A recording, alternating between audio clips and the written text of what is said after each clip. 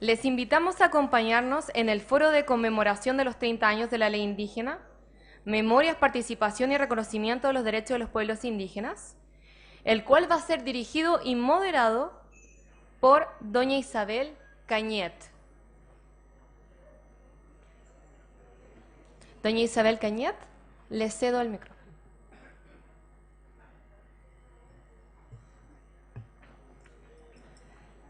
Mañum, Mari Mari Compuché, Compulamien, Mule Palú Fachanto, Mule Palú Tufachi Tragunmu,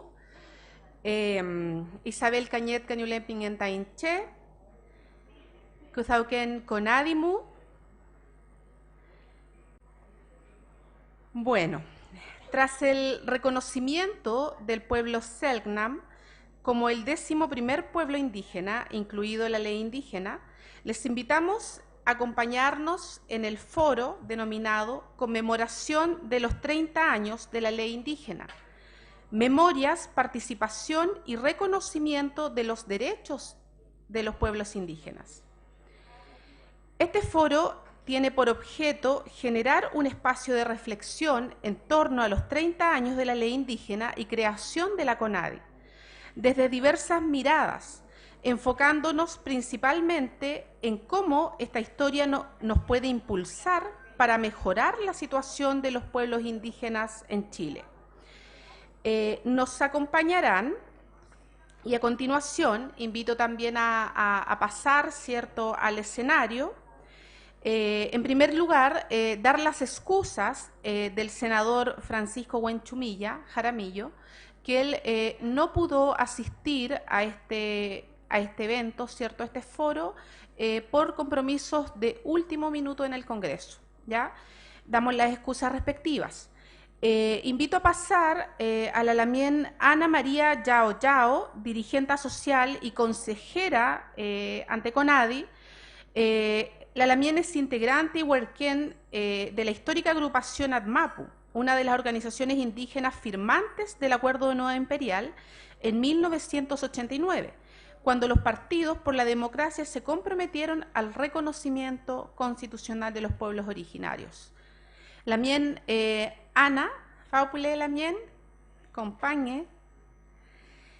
Nuestro lamien José Elwin Oyarzún, abogado y académico, director del Observatorio Ciudadano, integrante del Comité de Expertos de la Comisión Presidencial para la Paz y el Entendimiento, fue consejero de la Comisión Especial de Pueblos Indígenas, CEPI.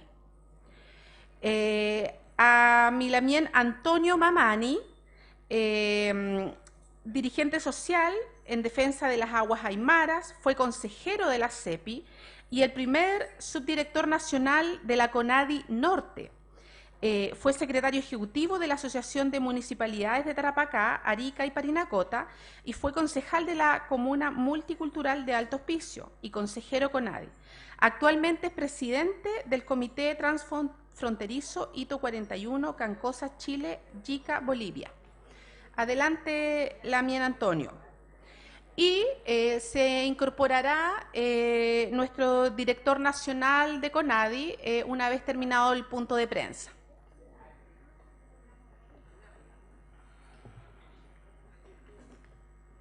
Ya. Bueno.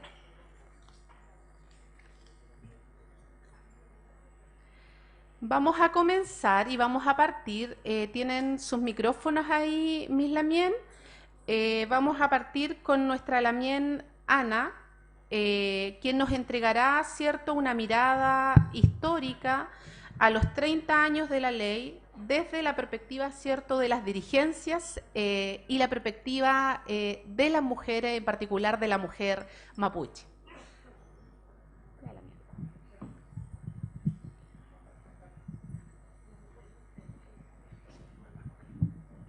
Salto Lamien. Kinye mai kunoin kom taimpo Lamien. Taimpo wentu ke Lamien mlelu. Domu ke Lamien kafei mlepalo. Kinye pchin Necham kayain chumyechi amui tatuashi necham. Kisule wain ta chipuwenen klelu lonkolelu ka mutui. Bemyeshi ta kuivita bemyeshi amui ta chawun. Ta chipu alkutu alu kisuengen lonkon tu kwalu ta necham meleke la yengen. Inshin kisum lekein necham kakein.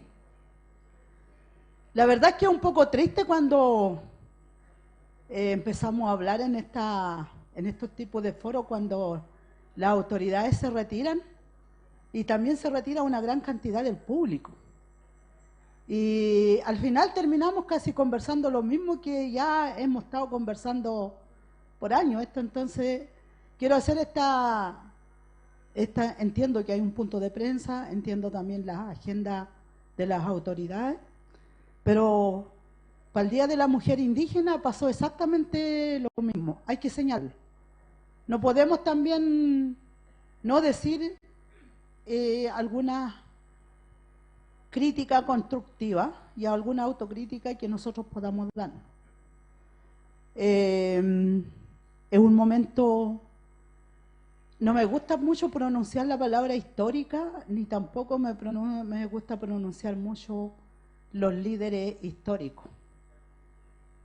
Pero como tenemos que darnos valor nosotros mismos y reconocernos nosotros mismos, porque ya nos hemos encontrado con un Estado poco tolerante, con un Estado que sigue manteniendo cego racista, que se quedó demostrado el 4 de septiembre, 4, ¿no es cierto?, de septiembre del año pasado, donde había un proceso participativo, o un proceso de la cual es la deuda que tenemos durante 30 años del reconocimiento constitucional, donde ahí se hablaba de ese reconocimiento constitucional, pero la sociedad chilena e incluso los propios pueblos originarios tuvieron miedo a ese concepto de reconocimiento constitucional.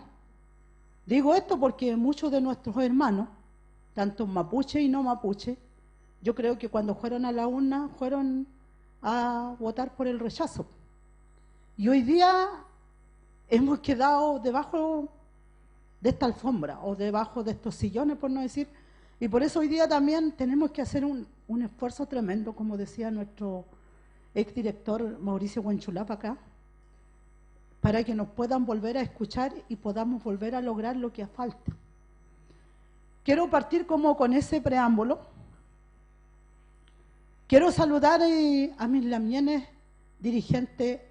Por eso cuando digo no me gustaban los conceptos, pero como tenemos que valorarnos nosotros, ya vamos a hablar de la historia y de lo histórico y de lo que hicimos. Voy a nombrar algunos nomás que yo veo acá. Veo, por ejemplo, a mi lamián allí, Mario Mila. Veo a mi lamián Isol de Reuque. Veo al lamián Carilao. Veo a nuestra lamián Sofía Painequeo. Veo, parece que al lamián Mario Curigüencho, si no me equivoco. También adelante de la mañana, temprano a las 7 de la mañana, venía llegando el lamián Saturnino Yevilao, que no sé por dónde estará por aquí. Allá está levantando la mano Arauco. Y me van a disculpar algunos de los lamienes que no he nombrado, estoy nombrando los históricos, los antiguos. La verdad es que fue sorprendente cómo cambiamos los seres humanos. A veces lamien, a veces una pequeña, no sé, pues enfermedad, lo que seamos, nos hace cambiar. Vi a mi lamián Molly Garreo, que incluso lo vi en la foto y que parece que ella que es la que viene bajando ahí, en una situación de salud no muy buena. Aparecía en la foto aquí cuando adelante aparecimos a varios aquí en la foto. Yo estoy hablando en los años, quizás de los años 80, cuando nos conocimos en aquellos tiempos, con todas estas diferencias, como nos decían adelante. Pese a todas estas diferencias, logramos desjuntarnos. Como decíamos, se está juntando el aceite y el vinagre, decíamos nosotros. Y no fueron momentos fáciles, la mía. Fueron momentos muy difíciles. Aquí rápidamente se hizo una reseña. Quiero decir de que esto partió como a fines del año 67, 68, 69, ¿será? En la época de la reforma agraria. Me recuerdo yo porque muchos mapuches estaban a favor de esta política, pero también había muchos mapuches que no estaban a favor, porque la reforma agraria también fue una forma también quizás de venirnos expropiar, así como muy, ¿cómo podríamos decir? Sutilmente nuestro territorio, pues. Ya, entonces, pero por eso digo que teníamos esas diferencias en aquellos tiempos cuando nos juntamos. Y el año 70, cuando se promulga la ley 17729, que seguramente, yo no sé si hay algunos de aquí que participaron en ese proceso del gobierno del presidente Salvador Allende, que prácticamente esa ley no se alcanzó a implementar, si no me equivoco. Entonces, estoy hablando más de la historia mapuche, porque la verdad es que uno un poco, porque cada uno conocemos nuestra historia, ¿no? Entonces, esa ley no se alcanzó a implementar, pero miren, curiosamente, para el día del golpe, el 11 de septiembre del 73, ya algunos de nuestra gente, algunas de nuestros chaqueché, nuestros dirigentes, yo soy de Purén originariamente, donde hoy día he regresado y estoy en la tierra de mi madre. Me recuerdo de los chaqueloncos de esos tiempos, de los dirigentes, y entre eso también andaba mi madre. Yo tenía 9 años, 10 años, andaba acompañando a mi mamá porque me obligaba que tenía que tomar apunte como secretaria, porque por algo me mandaba a la escuela, me decía, y lo acompañaba, donde se estaba hablando de que venía una ley, se venían 2 leyes, decían los chaquechenes, que era la ley 2568 y la 2750. Estamos hablando ya, incluso antes que la dictadura, antes del golpe ya estaban hablando de que eso venía. Y los chaqueché hablaban en mapudungún y decían que era muy mala esa ley, que era muy fea y que los mapuches íbamos a desaparecer. Cuento esto, Lamien, porque efectivamente el día 11 de septiembre del 73, pasó unos par de meses, por no decir, se promulga estos 2 decretos de ley, que es la ley 2568 y la 2750. Es producto de eso que nuestros dirigentes de esa época empezaron a reorganizarse. Y ahí es donde nace el 12 de septiembre, ¿no? Sofía y Solde y Mario Curihuentro, que están, el 12 de septiembre de 1978, nacen los Centros Culturales Mapuche de Chile. La primera organización mapuche en plena dictadura militar. Ahí están sus fundadores. Uno no puede tampoco venir a tomarse representatividad, de la cual costó mucho. Y también hay que reconocer de que aquí detrás de este apoyo, así como hoy día estábamos viendo aquí al pueblo Selknam, que lo vinieron que acaban de reconocerlo, y que hubieron algunas instituciones que lo apoyaron. Obviamente que en aquellos tiempos estuvo la Iglesia Católica apoyando. Si uno tampoco puede desconocer algunas acciones para poder que los centros culturales mapuches de Chile. Desde ese momento se puso la situación oscura. ¿Para qué seguir contándolo?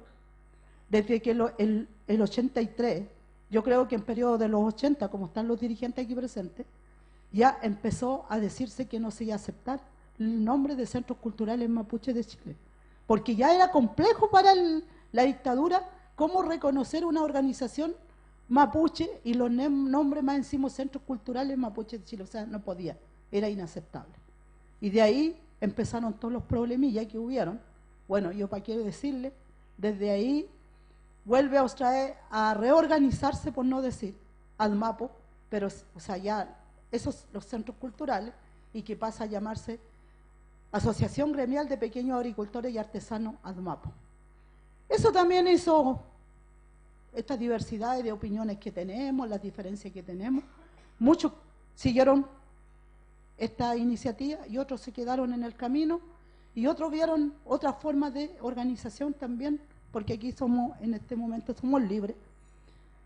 Y yo creo que a partir de los años 85, 86, cuando ya vimos que esta ley efectivamente ya se llevó a cabo, los dos decretos, el 2568 y la 2750, que dividía las comunidades, que permitía el arrendamiento por 99 años, y el que se dividía y subdividía las tierras dejaba de ser tierra mapuche, tierra indígena. Fue así que a mediados de los 80, podemos decir como el 83, 84 en adelante, 85, empezamos también a buscar alianza, porque sabíamos que solo no íbamos a poder lograr. Y así fue a donde conocimos a este joven estudiante, que sigue siendo joven, ya, don José Elwin, y que claro, yo iba a nombrar a José Bengoa también, que empezaron a aparecer en aquellos tiempos, como estudiante inquieto de querer apoyar y defender también la causa, así como hoy día buscamos la solidaridad. Bueno, y así en un momento, en los mediados de los 85, 86, empieza a sonar de que iba a volver la democracia en este país. Y para eso había que buscar alianzas con los movimientos sociales no mapuche aquí en Santiago. Yo estoy contando ya más de la experiencia como ADMAPO, porque yo fui y seguí siendo ADMAPO y sigo siendo ADMAPO más pasiva ahora sí, como ya tengo también mi edad. Y empezamos a trabajar y empezamos a buscar estos apoyos. Y ahí nos empezaron a hablar de estos partidos por la democracia. Nos empezaron a hablar que iba... Y en un momento empezó el eslogan, gana la gente. Y nosotros dijimos, ¿entramos o no entramos? ¿Picamos o no le picamos, como dice el maestro, no? Y hubo alguien de las organizaciones que dijeron, no vamos a entrar a picarle por aquí. Nosotros queremos nuestra autonomía, nuestra autodeterminación y todo el tema. Así fue la última división que tuvo el 87 ADMAPO, que fue la más fuerte. Y la que yo creo que hasta el día de hoy todavía le sigue un poquitito penando. Ya ahí nacieron el Consejo de Todas las Tierras, que se fue, y no estaban de acuerdo con este proceso. Por eso alguien decía delante, no fueron procesos fáciles. ¿Para qué decirle cuántas veces fuimos presos? ¿Para qué decirle cuántas veces nos perseguían? Yo ya perdí hasta la cuenta cuántas veces fui detenida en eso, por eso aparezco ahí en el informe Vales.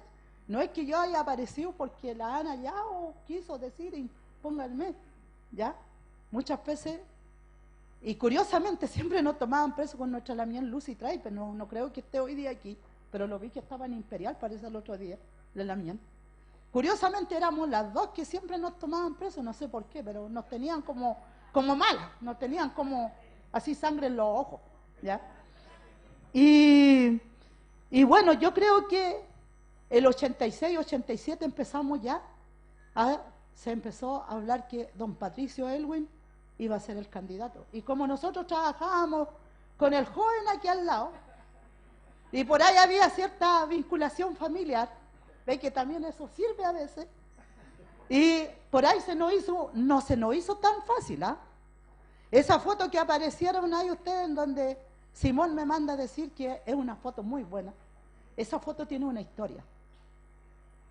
En esa oportunidad, no me recuerdo, no sé si tú, José, me podís recordar dónde estaban reunidos, pero habían, y entre eso también estaba la Lamián Isolde, el Lamián Curihuencho también estaban ahí, parece, y un grupo de mapuches, los más radicales, como nos decían en esos tiempos, no nos dejaban entrar, y éramos como 15 éramos, incluso ahí andaba Melillán Painemal, y andaba la Sofía Painequeo también en esa oportunidad. Entonces yo no sé qué cara me encontraron los lamiones y me dijeron, tú vayas a ir y tú vayas a entrar ahí. Tarea muy difícil. Entro y don Enrique Correa me dice, no, usted no puede entrar, niña, me dice. ¿Ya? Porque me decían niña. Aquí también el hermano también estaba ahí en la reunión, me acuerdo que están. Yo le digo, no, si yo vengo a entregar una propuesta de ley. Ábranme la puerta, yo vengo. Y me dicen, no, lo recibimos aquí en la carpeta. Y yo llegué a la instrucción de los lamiones, que yo me abrían la puerta y yo tenía que quedarme en la puerta para esperar que no cerraran la puerta, y ahí llegaba el batallón de dirigentes hombres, machos, regios, obviamente, que aparecían ahí en el... Y yo hice eso y partí con la carpeta y fui a entregar la propuesta. Y desde ese momento nos consideraron para que pudiéramos trabajar esta ley que hoy día se llama 19253. Fueron procesos difíciles la mía, no fueron procesos fáciles, ¿ya? Entonces yo, eso también, porque la gente joven a veces critican, si bien es cierto, hay mucho que mejorar esta ley indígena, hay que estar, como bien decía el director nacional, también saludar a los exdirectores, pero parece que ya se retiraron una gran parte, hicieron un trabajo también maratónico, por no decir, trabajar como Comisión Especial de Pueblo Indígena, donde de verdad también nosotros sacamos la cuenta, notamos que hubieron más de 2.800 reuniones en comunidades mapuche para discutir lo que iba a ser el borrador de ley, porque la ley original no es la misma ley que nosotros vemos aquí, que lo andamos, esta no es la misma ley, y esto aquí lo sabe la mía Antonio Mamani. Hubieron más de 2.000, como vuelvo a decir, más de 2.800 reuniones en comunidades, más de 15 reuniones intercomunales, eso lo saben los dirigentes más antiguos que están aquí, donde la MIAN, de verdad, y no lo digo orgullosamente, pero discutíamos las diferencias, peleábamos las diferencias, era verdad. Hasta en algún momento, algunos que eran como más rápidos, se levantaban la manta y otros se levantaban las mangas de la camisa, las mujeres rápidamente los rebozos los levantábamos y empezábamos y veíamos quién podía a esa discusión, pero en el buen sentido, para poder llegar a un buen acuerdo. Y finalmente el acuerdo que llegamos fue el Congreso Nacional. Yo aquí ya voy casi terminando. El Congreso Nacional, que si no me equivoco, José, lo hicimos como por 4 días, donde se juntaron los 5 pueblos, la mía. Eran 5 pueblos lo que originalmente partimos, ¿ya? Yo quiero decir, por eso siempre me río, al menos con Zenón Alarcón, que no sé si está por aquí o no. Yo lo conocí, Zenón Alarcón, bailando tinco. Lo conocí bailando morenada. Ya, no lo conocí discutiendo. Yo le digo, oye, pero ya deja de bailar tinco, empieza también a proponer, le digo a veces, algunas cosas. Entonces, sí, estamos en el tiempo. Yo creo, y termino diciendo la mía, que como firmante del compromiso de Imperial, porque yo firmé el compromiso de Imperial, por ahí aparece mi nombrecito por aquí, si hay alguna duda lo pueden buscar, creo que está en internet, aparece mi nombre en el Google, hay que googlear, aparece, yo no puedo decir de que no hemos avanzado, cuando el director hoy día habla de 2.500 hectáreas de tierra que se han restituido, yo creo que debe haber un poquito más, ya, un poquito más. Hemos conseguido becas de lo que no pudimos tener los jóvenes de aquellos tiempos a estudiar, de lo que hoy día se haga en algunos programas que tiene tanto el Ministerio de Educación, que tenga el Ministerio de Salud y seguramente también el Ministerio de Agricultura, que está tomando el tema de productivo, sí, pues economía ancestral, que podamos seguir desarrollando. Hemos avanzado. No podemos, sí, decir que está todo dicho. Aquí tenemos una gran tarea, que es el reconocimiento constitucional, que tenemos que luchar todos los pueblos, y tenemos que luchar de que ese 0.2% de presupuesto que tiene la CONADI, que nació con 5 pueblos, hoy día con 11 pueblos, no puede seguir existiendo eso. Por esa razón es interesante que las autoridades estuvieran presentes acá, porque esto depende de voluntad política y también depende de nosotros, de la unidad que nosotros podamos hacer para seguir consiguiendo y podamos seguir participando y visibilizando el trabajo especialmente también de las mujeres, porque las mujeres hoy día, cuando hay una canción que todo lo que tiene que ver con identidad y recuperación de tierra y todo lo que tenga que ver con territorialidad tiene nombre de mujer, rebeldía de mujer. Ven, salto mai. Mañum,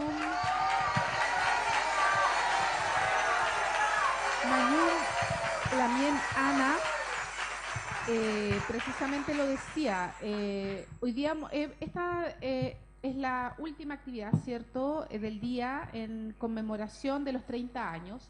Pero a propósito, estuvimos y partimos la jornada con diversas ceremonias, digamos, de los pueblos indígenas en el centro ceremonial Peñalolén. Y haciendo un recorrido, ¿cierto? Hace 30 años atrás tal vez era impensado en la ciudad de Santiago tener un centro ceremonial para los pueblos indígenas donde pudieran, digamos, ejercer sus derechos culturales. Entonces, en ese sentido, es parte también y fruto del trabajo que una generación también nos dejó y nos ha dejado. Así que eso, damos paso, ¿cierto?, a Lamien Antonio Mamani. También una mirada, ¿cierto?, histórica desde la perspectiva, ¿cierto?, de la dirigencia aymara.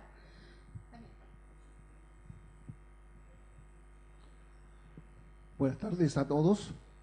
Tachpash Hilayanaja, Kuyayanaja, Kunamasta, Hichuro. ¿Waliki? Hay algunos hermanos aymaras también presentes en la sala. Bueno, quiero saludar en forma muy especial, de verdad, a esos dirigentes de esa época de los 30 años que hoy día estamos conmemorando. Comenzando por doña Molly Garrido, que está ya en este momento muy delicada de salud, pero ella ha querido venir acá a participar con nosotros. Bernardo Mamani, también delicado de la salud, que estuvieron también en esos congresos. Y por supuesto, en la lejanía, quisiera también saludar a Javier Vilca, a Emilio Jiménez, Cornelio Chipana, saludar a Gumercindo, José, Mamani, que estuvieron presentes en esta lucha y firmando precisamente el acuerdo de Nueva Imperial. Quiero señalar esto porque de verdad a mí me motiva un momento de mucha nostalgia, dado que la vida es corta. Y en ese sentido creo que como personas, como seres humanos que estamos en esta tierra, en esta Pachamama, tenemos una misión de generar los espacios de lucha por nuestros derechos. Y creo que estas dirigencias, como también nombró acá nuestra Lamien, respecto a los pueblos mapuche y otros pueblos, han hecho este trabajo. Creo que queda la banda para los jóvenes que deben continuar este trabajo. Y ahí yo, entre comillas, tengo alguna preocupación. Dado que, si bien es cierto, hay un avance importante respecto a los derechos que nos entrega la ley indígena, pero creo que también hay algunos vacíos y hay algunas situaciones que hay que enmarcarla para poder resolver el espíritu que le dimos en ese momento cuando se creó esta ley. Y creo que eso se está apartando dentro de lo que debe ser el camino a seguir. Pero siguiendo con el desarrollo de lo que quiero comentarles, quiero destacar muy brevemente los momentos históricos que vivimos hace 30 años. No me voy a detener mucho porque ya acá nuestra hermana Anita lo ha hecho con mucho detalle. Sin embargo, quisiera destacar, por ejemplo, que en esta etapa nos correspondió a nosotros como Norte viajar 2, 3 días de viaje en buses para juntarnos a estas reuniones que ha hablado Anita. Y eso significa compromiso. No como hoy día están las condiciones diferentes, porque hay presupuesto, hay posibilidades. Y esos dirigentes hicieron ese trabajo. Se sacrificaron, gastaron su tiempo, incluso sus recursos, porque no teníamos programa como hoy día se tiene para poder, ¿cierto?, solventar los mínimos gastos. Entonces, el compromiso creo que es una de las variables más importantes para ir avanzando precisamente en la conquista de los derechos. Y ese espíritu, de alguna manera, se está perdiendo. Y creo que hay que inculcárselo y hay que formar y hay que generar programas a objeto de que estas nuevas juventudes puedan tener esa capacidad, ese compromiso y esa autocrítica en algún momento. Les contaba también que en ese tiempo, en el pueblo aymara, éramos pocos. Estos dedos de la mano nos sobraba para decir que éramos indígenas. Mira lo que le estoy diciendo. Nos sobraba los dedos, porque había un proceso que vivimos de la chilenización muy dura, donde fuimos casi exterminados desde la perspectiva de tener esa capacidad de decir con mucha valentía de que éramos indígenas o éramos aymara, porque nos asimilaban porque somos nosotros vecinos con nuestros hermanos de Bolivia, el hecho de ser indio o indígena, éramos muy asimilados a ser bolivianos. Y de tal manera que en la época de la dictadura, básicamente nosotros éramos bolivianos. Les quiero contar un chiste nomás. Nos pasaba, nosotros vivimos en un territorio que tiene pisos ecológicos. Estamos en la costa, que es la ciudad, está la Pampa, y está la precordillera, y finalmente el altiplano a 4.000, 4.300 sobre el nivel del mar. Entonces, cuando las organizaciones decíamos, éramos indígenas o algo así, oye hermano, venga para acá, vamos a tener una reunión de los indígenas, y te miraban para atrás, ¿cuál indígena? Y mirá al de la Pampa, ¿no? Esos que están en la Pampa son los indígenas, nosotros no, ya estamos acá en el colegio, ya no somos indígenas. Imagínense, tan culturalizados ya tremendamente. Y los de la Pampa miraban para atrás, decían, los que están allá en el altiplano son los indígenas, los que están con ojotas, esos son los indígenas. Y llegaran el antropólogo, el sociólogo, que también ya estaba haciendo estudios, y miraba, iba de la gente del altiplano y le decían, ah, usted es el indígena entonces, que quiero hablar con usted. Y miraban, no, los bolivianos son los indígenas. O sea, si dan cuenta ustedes cómo había un espíritu de negar, de negación de lo que éramos nosotros. Pero ese es producto de ¿qué? De ese proceso que vivimos, de la chilenización, donde nos obligaban prácticamente no a hablar nuestra lengua, no practicar nuestras culturas, nuestras tradiciones, etcétera. Y hoy día, naturalmente, que hay que reconocer que la ley ha hecho ese trabajo, ha logrado, ¿cierto?, penetrar en la sociedad mayoritaria para que nos visibilicen. Hoy día somos visibilizados, pero sigue existiendo discriminación, eso no lo podemos negar. La hermana lo señalaba, y muchos de los anteriores, don Mauricio Huanchulán lo dijo con mucha claridad. Entonces, creo que ahí un espacio muy importante de un trabajo que debe realizar. Yo quisiera partir por casa, por la CONADI. Creo que acá quiero entrar a otro tema, que la CONADI, si bien es cierto, hemos tenido esos avances, pero desde afuera hoy día la sociedad civil, ¿cómo lo ve? Lo ve que la CONADI vive de una etapa de clientelismo versus los proyectos que de alguna manera genera la institución, y entonces ellos se reconocen y participan en las actividades, pero no hay un compromiso de lo que hablamos anteriormente para ir defendiendo derechos legítimos de los pueblos indígenas. ¿Y qué es lo que pasa entonces? Yo creo que el espíritu de esta ley, cuando la construimos, precisamente era cómo nos diferenciábamos, cómo éramos capaces de generar políticas públicas desde el Estado hacia los indígenas. Pero también la otra variable, cómo construimos, ¿cierto?, que la sociedad civil se empodere. Y ahí creo que faltan programas de apoyo a la juventud, a los niños, a los colegios. ¿Por qué no crear universidades indígenas? Porque hoy día siguen saliendo profesionales, pero con un pensamiento y tecnología del occidente, porque difícilmente le va a enseñar, ¿cierto?, todo lo que es nuestra tecnología, todo lo que es nuestro pensamiento, y eso está ausente y sigue siendo ausente. Por lo tanto, ¿cómo vamos a ir avanzando para los próximos 20, 30 años? Ahí tengo una preocupación. Creo que ahí quiero llamar la atención a los directivos de la institución, y no solo de la institución de la CONADI, sobre los directivos de las diferentes instituciones donde generemos políticas hacia ese sector. Y para eso, hermano, hay una variable muy importante, que hay que ser valiente. Hoy día vemos a la CONADI como que se arrincona un espacio de seguir los procedimientos que nos señala, por supuesto, la ley, la Contraloría, etcétera, pero no somos capaces de hacer variar políticas públicas hacia nuestro sector, que creo que en esos tiempos lo hicimos, y lo hicimos al inicio de la CONADI. Yo en mi caso muchas veces puse mi cargo a disposición, porque me fui en oposición para defender el agua, por ejemplo, con el general Cheire, que estaba en ese momento pidiendo las aguas en Mamiña. Y así muchas otras situaciones donde hay que ser valiente. Creo que ese espacio debe retomarse en buena lid, a objeto de poder ir construyendo y generando nuevos programas. Yo quisiera dejar como un mensaje solamente en esta parte, generar políticas públicas, pero además fortalecer la sociedad civil indígena como un tejido social que vaya en ese camino nos va a hacer mucho bien. Yo creo que seguir con los programas, por ejemplo, en el norte, quiero hablar del norte, ¿cierto?, donde hay recursos para hacer canales, estanques, riego, etcétera, son importantes, no lo digo que no, pero hay otra institución como la CONADI, riego, hidráulica, etcétera, que hacen el mismo trabajo, yo veo que duplicamos, en circunstancias que deberíamos fortalecer a los jóvenes, a los niños, en materia, como yo le decía ya, a las personas.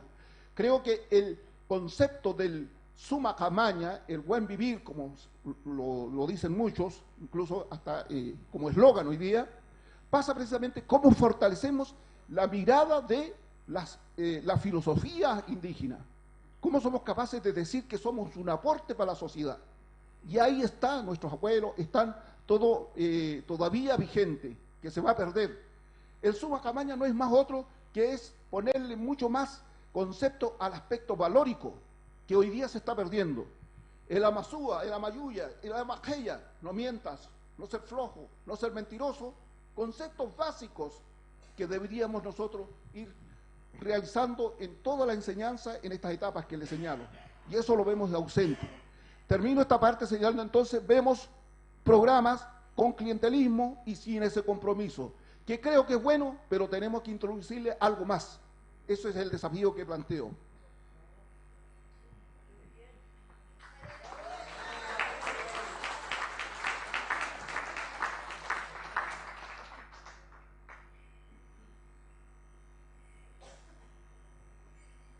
Para ir terminando, también quiero señalar que la ley indígena para los aymaras, naturalmente ha sido un espacio importante en cuanto a la visibilización. Tenemos abuelos que han ido ya partiendo de este mundo, pero con mucho conocimiento que no han podido transmitir. Y creo que ahí también hay un desafío de cómo recogemos de los que nos queda para poder, ¿cierto?, llevarlo a escribirlo, a poder tenerlo ahí presente, a objeto de poder transmitir esto en los diferentes procesos que nos toca vivir. Así que yo quisiera más bien invitar a que sigamos trabajando con los mismos conceptos que señalaron los anteriores, con unidad. Debemos ver que los pueblos deben unirse a objeto de tener un proyecto común frente a todos estos desafíos que están pendientes. Cómo somos capaces de verdad conseguir el reconocimiento constitucional. Pero hagamos el esfuerzo desde la perspectiva que nos juntemos y también pidámosle a nuestra autoridad y a nuestro director de la CONAVI, generemos estos congresos que de esa magnitud como se hacía a nivel provincial, regional y nacional. Creo que fue el único congreso que hemos llevado hasta este momento, el que construimos la ley indígena. ¿Y por qué no hacer otros congresos de esa naturaleza donde podamos realmente aportar los diferentes pueblos con nuestra mirada, con nuestro granito de arena? Ese es el mensaje que le señalo. Muchas gracias. Hayaya, Hayaya y Kisinkama. Muchas gracias. Hayaya Lamien Antonio Mañón. Precisamente, y en esa mirada, cierto, de retrospectiva a 30 años de la ley indígena, hay sin duda propuestas también de quienes mismos han participado, cierto, en los inicios de estos procesos. Yo voy también tomando nota de lo que van diciendo porque es bastante relevante, y tomamos el guante también quienes hoy día nos toca, cierto, estar en esta institución, recobrar también, como decíamos, el espíritu de la ley indígena. Es algo bastante relevante también para las generaciones jóvenes que tal vez desconocen bastante del proceso en el cual se origina la ley indígena. Es bueno conocerlo de las voces que han participado ahí. Y otra de las palabras que ha sonado bastante hoy es precisamente la unidad. La unidad es clave para el avance de los derechos colectivos de los pueblos indígenas. La unidad es clave. Así que eso, también darle el paso a José Elwin, que él también ha sido uno, cierto, de los participantes de este proceso y ha seguido en esa constancia también colaborando con la defensa de los derechos de los pueblos indígenas. Una mirada, cierto, desde el punto de vista de los derechos humanos, el estándar internacional y las brechas pendientes también. José.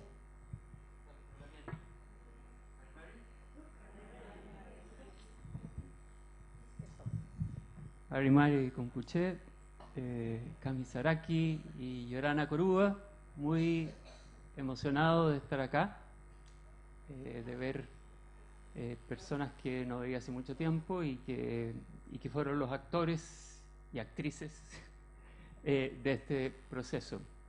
Y que, como señalaba la Lamia Nana, me tocó acompañar. Entonces creo que es un momento muy emotivo para mí. Es también, me siento muy honrado de esta invitación, porque me toca en lo personal. Y en lo personal, y no voy a hacer historia porque la historia la hicieron ustedes, pero solo señalar este factor de la alianza que Ana subrayaba, y que tiene que ver con el trabajo que entonces desarrollaba en la Comisión Chilena de Derechos Humanos, un organismo de derechos humanos que permanece hasta la época, que por distintas razones y desde sus filiales regionales decidió acompañar el proceso organizativo de pueblos indígenas, tanto en el sur, desde su oficina en Temuco, como en el norte y también en Rapa Nui, donde tuve el privilegio de estar. Y también me cruza en lo personal, por razones que han sido señaladas acá, por el rol que le correspondió a mi padre en ese proceso. Y también me resulta emotivo verlo y ver que él era parte de una generación formada en la chilenidad, así como muchos, propio Antonio da cuenta de que eso fue un fenómeno, pero en su generación era muy fuerte. Él hizo el servicio militar, y por supuesto que él se imbuyó en esos valores del patriotismo, y tuvo la capacidad para, convencido por los Peña y Lamien y por esa cohesión, de que Chile era un país que tenía esa diversidad, y comprometerse en el Acuerdo de Nueva Imperial, que muchos han señalado tuvo un significado especial. Y se debate mucho si el Acuerdo de Nueva Imperial fue cumplido o no cumplido, pero en honor a la verdad, el compromiso que él asumió fue el de enviar al Congreso esos proyectos, y tal como fue señalado, esos proyectos fueron enviados al Congreso, y el único que fue aprobado en ese momento fue el de la denominada ley indígena, que a decir verdad no es una ley indígena, sino que es una ley del Estado de Chile, que finalmente reconoce a los pueblos indígenas, y también sumarme al reconocimiento y el valor que tiene el que el pueblo Selknam haya sido reconocido como tal, luego de haber sufrido sus antepasados el genocidio del que fue parte. Y yo quería rescatar brevemente un par de hitos para centrarme en el tema al que Isabel me señalaba que quería que me centrara. Y uno de ellos es la relevancia que tiene este aniversario en el momento que vivimos, porque es un momento muy paradójico. Es un momento en que, por un lado, movimientos indígenas se movilizan con una frustración enorme por no haber sido reconocidos en sus derechos a la tierra, al territorio, por no poder ejercer derechos que los instrumentos internacionales le reconocen, como la autonomía, el autogobierno. Y por otro lado, hay sectores que hoy, con mucha fuerza, no solo niegan la diversidad, sino que también proponen poner término a aquellos derechos que fueron conquistados en la ley 19.253. Vale decir, hay sectores políticos hoy día relevantes que sostienen que hay que poner término a la protección de las tierras indígenas, y hay que poner término a la compra de tierras indígenas o a cualquier posibilidad de ampliación de tierras indígenas. Entonces, esto determina un momento de enorme polarización que se vive en los territorios indígenas y que se vive en el país, y que también tuvo una expresión política en el marco del debate constituyente, en cuya primera etapa el reconocimiento de derechos indígenas fue uno de los principales argumentos de los detractores de esa propuesta de transformación institucional del país. ¿Qué puede rescatarse? El proceso, la organización y la cohesión. Y hablan sus actores, los actores protagónicos de ese proceso. La participación, también es interesante, el 169 es del año 89, sin embargo Chile lo ratificó el 2009, el 2008 y entró en vigencia el 2009. Y el convenio 169, que no estaba vigente en Chile, inspiró ese proceso, porque ya existía, ya la OIT lo había convertido, lo había aprobado como un instrumento internacional. Y todos esos talleres, todos esos, el Seminario Nacional, el Congreso Nacional, estuvieron inspirados en lo que hoy día se reconoce como, y el convenio 169 lo reconoce como el derecho de la consulta. Mucho antes de que ese convenio fuese ratificado en Chile. ¿Y qué debe destacarse también? Que a pesar de los recortes del Congreso, que serían largos enumerar, referidos a la eliminación del concepto de territorio, referido a la eliminación de cualquier referencia a sistemas de justicia indígena, disposiciones que están en la ley 19.253, como que para formar una comunidad legal puede haber 10 personas que representen 1/3 de la comunidad, lo que ha significado un fraccionamiento de la comunidad histórica. Todas esas fueron limitaciones interpuestas por los detractores de los derechos indígenas. La implementación, así y todo, es un piso, y ese piso ha permitido lo que aquí se ha señalado, fundamentalmente, pero no solo, la ampliación de las tierras indígenas por la vía de la adquisición, con todos los problemas que eso tiene, y también por la vía del saneamiento y de la transferencia de tierras fiscales, particularmente en el norte. Los déficits, la desprotección de los recursos naturales en un Estado cuya economía se basa en la explotación y en la exportación de recursos naturales. Chile tiene una matriz económica que se sobrepone radicalmente a los territorios indígenas. La minería en el norte, antes el cobre, hoy el litio, la forestación o los productos de la madera en el territorio mapuche y la salmonicultura como principales matrices productivas del país, que se sobrepone a los canales de los mapuche, huilliche, de los chono emergentes también, comunidades que se identifican como tal, Yagán, Cahuáscar y en parte también Selknam. Ahí hay un déficit enorme, y aquí me centro entonces en la pregunta que me hacía Isabel. ¿Cuáles son los desafíos que tiene Chile en esta materia? Y a pesar de los detractores, a pesar de que vivimos este momento tan paradójico, Chile tiene el desafío de adecuar su normativa interna al estándar internacional. Y el estándar internacional incorpora no solo el derecho sobre la tierra, sino que una jurisdicción sobre el territorio. Los derechos sobre los recursos naturales que han sido privatizados en este país.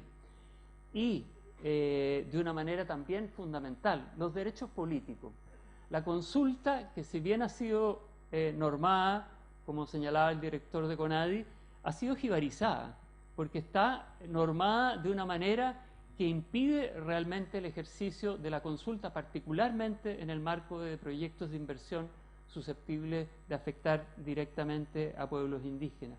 El derecho al consentimiento libre, previo e informado, que está en el estándar de la Declaración de Naciones Unidas sobre la materia, en la jurisprudencia de la Corte Interamericana, pero que en verdad en Chile no se ha adoptado, particularmente tratándose de grandes proyectos de inversión susceptibles de causar impactos significativos en la vida y cultura de los pueblos indígenas. El derecho de participación política. Escuchaba que estaba Ligüen Antileo, tal vez ha tenido que retirarse, pero esa fue una propuesta central del proceso constituyente en su primera fase, y de los temas que Ligüen Antileo ha levantado en la segunda fase y que lamentablemente no ha sido escuchado hasta ahora. En fin, sistemas de justicia indígena. En muchos países de la región americana existen mecanismos de justicia indígena en ciertos ámbitos del ejercicio de la justicia. Países que no son tan diferentes a Chile como Colombia, como México, tienen reconocimiento en algunas esferas de sistemas de justicia indígena. Y también está el debate sobre la institucionalidad. No quisiera alargarme, pero sí quisiera hacer una reflexión que tiene que ver con el momento en que se aprueba la ley indígena, se discute, y el momento actual. Ese momento era un momento en que se aspiraba a la cogestión, a la coadministración, a la cogobernanza de la política indígena. Pues bien, hoy con el estado del derecho internacional, la tendencia comparada es a que el Estado tiene su propia institucionalidad y a que los pueblos indígenas tienen esferas propias que tienen otros espacios de participación, como por ejemplo el Parlamento del pueblo Sami, como en el caso de Australia se debate a través de una reforma constitucional que va a ser plebiscitada prontamente, la creación también de un parlamento indígena, porque esta cogobernanza ha tenido éxitos, pero también tiene limitaciones, y por lo tanto pensar en una reforma de esa institucionalidad a estas alturas se parece importante. Y por último, también desafíos para pueblos indígenas, y retomo lo que ha sido una línea conductora de las intervenciones de varios de ustedes, la cohesión. Sin cohesión no hay avance. Y se suele decir, bueno, en realidad los pueblos indígenas somos tan diversos como la sociedad chilena, y eso es cierto. Sin embargo, cuando se encuentran en la posición en que se han encontrado históricamente, difícilmente van a poder enfrentarse a una sociedad como la chilena, que ha tenido la trayectoria que ha tenido, sin los niveles de cohesión que sí tuvieron en los años 80 y a inicios de los 90. De modo que eso queda, o lo planteo al menos, como un gran desafío. No quiero terminar haciendo un reconocimiento a una persona que hoy no está, entiendo que por razones de salud, pero que fue también una persona clave, lo mencionaba Ana, en este proceso de generación de la ley 19.253, que fue José Bengoa.